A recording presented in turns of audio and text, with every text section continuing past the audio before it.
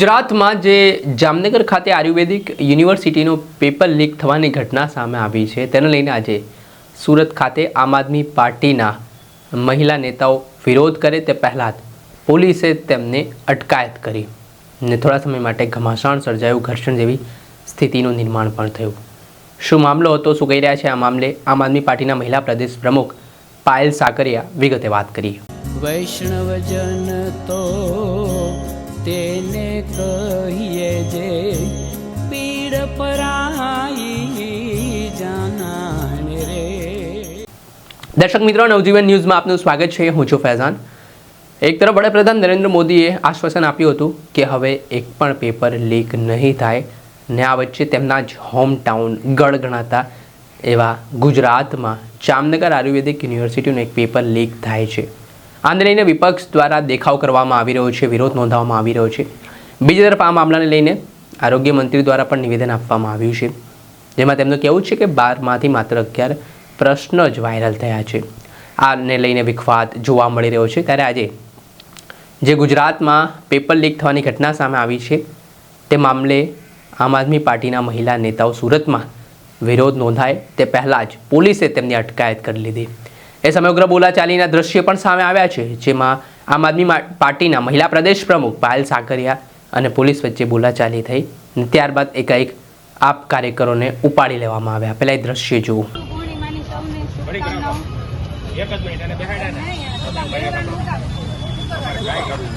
તમે ખાલી તમે તો પરમિશન વગર ડાયરેક્ટ શેની પરમિશન ગુરુ પૂર્ણિમાની પરમિશન શેની બોલ્યા છો માઈકમાં શું બોલ્યા માઈકમાં શું બોલ્યા માઈકમાં તમારી પાસે વિડિયા છે બોલ્યા છો જે બોલ્યા છો પણ બતાવો ને આયા દર્શન કરો ગુનો વચ્ચે આની પરમિશન લેવાની ના સાહેબ જો તમારી બધી તાના છે તમારે ખોટા ગુના નહીં તો બીજું શું કર્યું ગુના દાખલ કરવામાં નહીં શું કામ પકડવાના જે હોય નહીં જે હોય તમારી પ્રાયોરિટી ના ઓલી કરો, તમારા વિડિયો ઉતારો નહીં વિડિયો અમે ખાલી એટલું બતાવો એમ થોડું હાલે સાહેબ વાત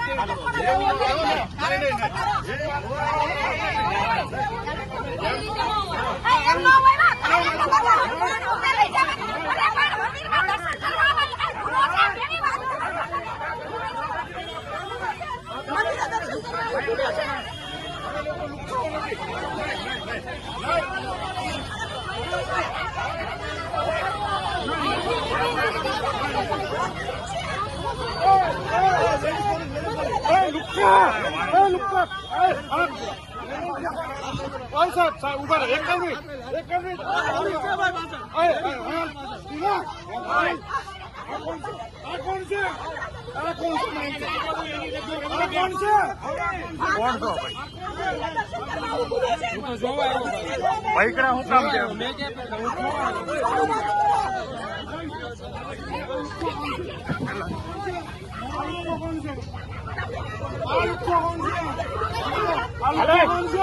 હાલે ભાઈ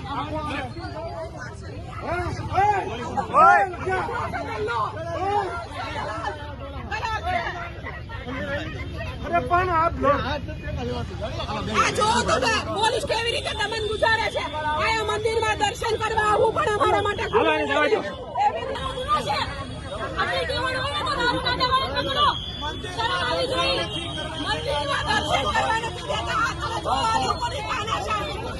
મંદિરમાં દર્શન કરવા ગુનો છે?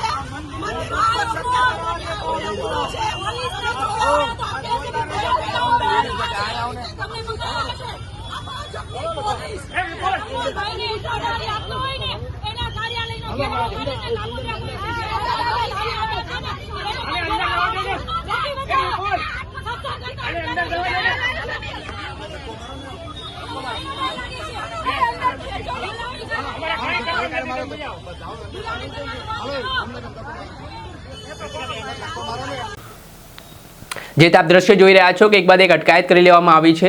આને લઈને પાયલ સાકરિયામાં રોષ પણ જોવા મળ્યો। આ ઘટનાને લઈને તેમણે પ્રહાર પણ કર્યા અને જે રીતે પેપર લીક થવાની ઘટના સામે આવી રહી છે તે મામલે તેમણે કહ્યું કે તમારા દીકરાઓ વિદેશમાં ભણે છે અને ગુજરાતના યુવાનો મહેનત કરે છે, પરીક્ષા આપવા જાય છે અને પેપર ફૂટી જાય છે। પહેલા સાંભળો શું કહી રહ્યા છે પાયલ સાકરિયા। આજે અમે સૌ આમ આદમી પાર્ટીની મહિલા ટીમ સાથે અમે લોકો કારગિલ ચોક ખાતે દર્શન કરવા આવ્યા હતા। ગુરુ પૂર્ણિમા છે આપણને સૌને ખબર છે કે વારંવાર પેપર લીક થાય છે અને ગુજરાતમાં છેલ્લા 10 વર્ષમાં 34 થી વધુ પેપર લીક થયા છે. લાખો વિદ્યાર્થીઓનું જીવન આગમાં ધકેલાઈ ગયું છે, નિરાશાની અંદર ધકેલાઈ ગયું છે. ત્યારે આજે અમે એ લોકોને સદબુદ્ધિ મળે અને હમણાં ગઈ 20 તારીખે એટલે કે 8 દિવસ પહેલા પેપર લીક થયું BAMS નું અને આજ દિન સુધી એમાં કોઈ કાર્યવાહી નથી કરવામાં આવી. આ પેપર આરોગ્ય વિભાગ દ્વારા લેવામાં આવ્યું હતું, એની જવાબદારી આરોગ્ય વિભાગની આવે અને આરોગ્ય મંત્રી ગઈકાલે એવું નિવેદન આપે છે કે અમુક શબ્દ વાયરલ થયા હતા. 12 માંથી 11 પ્રશ્નો વાયરલ થાય છે. લાખો યુવાનોનું ભવિષ્ય અંધકારમાં જતું રહે છે અને આ ધારાસભ્ય એટલે કે અમારા કામરેજ વિધાનસભાના ધારાસભ્ય અને રાજ્યના આરોગ્ય મંત્રી એવો જવાબ આપે છે અમુક શબ્દ વાયરલ થયા હતા. તો એનો મતલબ એવો આખું પેપર બેઠે બેઠું છપાઈ જાય તો જ માનશે. બાકી 12 માંથી 11 પ્રશ્નો લીક થયા તો લીક નથી થયા કહેવાતા. શરમ આવવી જોઈએ. શરમ કે પેપર લીક થયા પછી એમાં કડક આદેશો આપવા પડે અને જે લોકોએ પેપર લીક કર્યું છે એમના વિરુદ્ધ કાયદેસરની કાર્યવાહી કરવામાં આવે. છેલ્લા 10 વર્ષમાં શું કાર્યવાહી કરી પેપર લીક ના થાય એના માટેના તમારી ભાજપ સરકાર શું આયોજનો કર્યા? દર વખતે પેપર લીક થાય. 10 વર્ષમાં 34 પેપર લીક થવા કઈ નાની વાત નથી. આમાં સામાન્ય માણસ શું કરે? પણ આ તો તમારી પાસે બી શું બોલીને ફાયદો છે? કારણ કે તમે પોતે 4 કરોડના ફ્લેટમાં રહ્યો, 2 કરોડના કાર્યાલયની અંદર બેસો અને તમારો દીકરો તો વિદેશમાં ભણે. તો ગુજરાતના સામાન્ય લોકો માટે તમે શું કરવાના? પેપર જ ફોડવાના? તમારા કમલમને તમારા ઘર જ ભરવાના? અને તમને એવું લાગતું હોય કે આજે અમે જ્યારે ભેગા થયા છીએ તમે પોલીસના ડબ્બા અને મોટી મોટી ગાડીઓ મોકલી દીધી, અમારા ઉપર દમન કરાવડાવશો તો શું અમે બી જશું? ના તો અમે તમારાથી બીએ છીએ, ના તો તમારા પોલીસથી ડરીએ છીએ, ના તમારા પોલીસની લાઠીઓથી ડરીએ છીએ. આજે તો માત્ર અમે મંદિરે દર્શન કરવા આવ્યા હતા અને આ તમામ લોકોને સદબુદ્ધિ આપે એના માટેની પ્રાર્થના કરવામાં આવ્યા હતા. પણ જરૂર પડશે તો તમારા ઘરનો ઘેરાવો કરીશું, તમારા કમલમનો પણ ઘેરાવો કરીશું. એમાં અમને કોઈ નહીં રોકી શકે. જય હિન્દ.